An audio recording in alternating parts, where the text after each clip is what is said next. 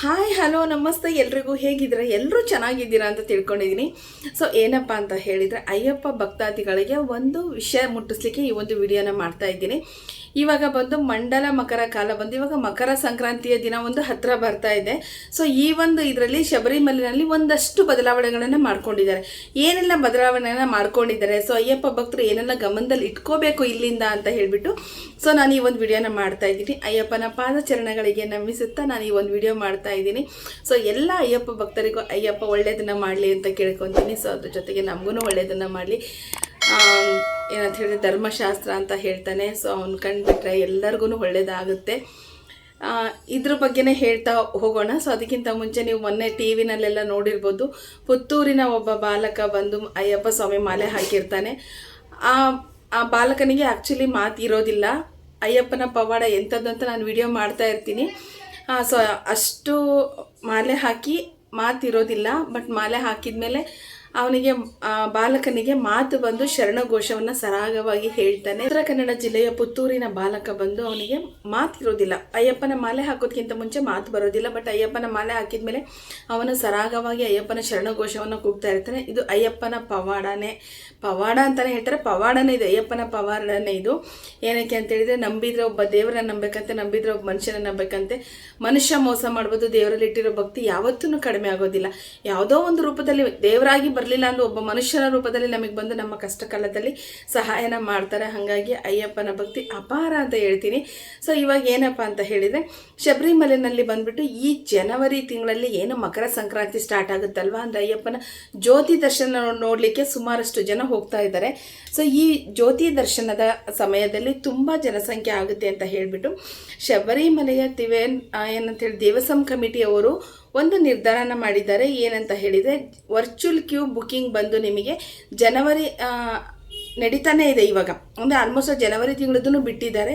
ಈ ಒಂದು 11, 12, 13, 14 ಈ ಒಂದು ಡೇಟ್ಗಳನ್ನ ಬಿಟ್ಟಿಲ್ಲ. ಈ 4 ದಿನದ ಡೇಟ್ ಬಿಟ್ಟಿಲ್ಲ. ಮತ್ತು ಈ ಡಿಸೆಂಬರ್ ತಿಂಗಳಲ್ಲಿ 26ನೇ ತಾರೀಕು ದೇವಸ್ಥಾನ ಕ್ಲೋಸ್ ಆಗುತ್ತೆ. ಆ ಒಂದು ದಿನದ ಡೇಟನ್ನು ಬಿಟ್ಟಿಲ್ಲ. ಅವರು ಬಿಡ್ತಾರೆ ಅಂತ ಹೇಳ್ತಿದ್ರೆ, ನಾನು ಪ್ರತಿದಿನ 10 ನಿಮಿಷಕ್ಕೊಂದ್ಸಲ ಚೆಕ್ ಮಾಡ್ತಾ ಇದ್ದೀನಿ. ಬಿಟ್ಟಿಲ್ಲ. ಬಟ್ ನೋಡೋಣ ಏನಾಗುತ್ತೆ ಅಂತೇಳಿ. ಬಟ್ ಅದು ಜನರಿಗೋಸ್ಕರನೇ, ಭಕ್ತರಿಗೆ, ಅಯ್ಯಪ್ಪ ಭಕ್ತರಿಗೋಸ್ಕರನೇ ಇರ್ತಕ್ಕಂಥ ಒಂದು ದಿನ ಆಗಿರೋದ್ರಿಂದ ಖಂಡಿತ ಬಿಟ್ಟೇ ಬಿಡ್ತಾರೆ. ಬಟ್ ಏನು ಗೊಂದಲ ಆಗಿದೆ ಅನ್ನೋದು ಗೊತ್ತಿಲ್ಲ, ಅದ್ರ ಬಗ್ಗೆ ಮಾಹಿತಿ. ಸೊ ಇವಾಗ ನಾನು ಹೇಳೋಕೆ ಹೊರಟಿರೋ ವಿಷಯ ಏನಪ್ಪ ಅಂತೇಳಿದರೆ, ನಿಮಗೆ ಈ ಒಂದು ಸ್ಪಾಟ್ ಬುಕ್ಕಿಂಗ್ ಏನಿತ್ತಲ್ವ, ಸ್ಪಾಟ್ ಬುಕ್ಕಿಂಗ್ 4 ಕಡೆ ಮಾಡ್ತಾಯಿದ್ರು. ಪಂಪದಲ್ಲಿ ಮತ್ತು ಛತ್ರ ಇದ್ರು. ಊರ ಹೆಸರು ನನಗೆ ಮರ್ತೋಯ್ತು, ಸ್ವಾಮಿ ಶರಣ.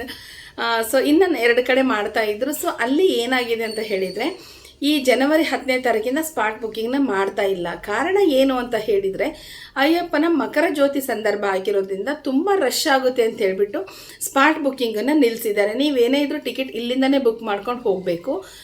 ಇಲ್ಲ ಅಂತ ಹೇಳಿದರೆ ನಿಮಗೆ ಮೇ ಬಿ ಸ್ವಲ್ಪ ಸಮಸ್ಯೆ ಆಗ್ಬೋದೇನೋ ಗೊತ್ತಿಲ್ಲ. ಆಮೇಲೆ ಜನವರಿ 14ನೇ ತಾರೀಕು 80,000 ಜನನ ಬಿಡ್ತಾ ಇಲ್ಲ, ಅದರ ಬದಲಾಗಿ 50,000 ಜನರನ್ನ ಬಿಡ್ತಾ ಇದ್ದಾರೆ. ಜನವರಿ 14ನೇ ತಾರೀಕು ಮಕರ ಸಂಕ್ರಾಂತಿ ಇದೆ. ಆವತ್ತಿನ ದಿನ ಬಂದು ಅಯ್ಯಪ್ಪ ದರ್ಶನಕ್ಕೆ 80,000ದ ಬದಲಾಗಿ 50,000 ಜನರಿಗೆ ಮಾತ್ರ ದರ್ಶನಕ್ಕೆ ಅವಕಾಶವನ್ನು ಕೊಡ್ತಾ ಇದ್ದಾರೆ. ಸೊ ಆದಷ್ಟು ಅಯ್ಯಪ್ಪ ಭಕ್ತರು, ನಾನು ಪ್ರತಿ ವಿಡಿಯೋದಲ್ಲೂ ಹೇಳ್ತಾ ಬರ್ತಾ ಇದ್ದೀನಿ, ನಿಮ್ಮ ಟಿಕೆಟನ್ನು ಇವಾಗಲೇ ಬುಕ್ ಮಾಡ್ಕೊಳ್ಳಿ. ಕೊನೆವರೆಗೂ ಕಾಯೋದು ಬೇಡ. ಏನಕ್ಕೆ ಕೊನೆವರೆಗೂ ಕಾಯಬೇಕು?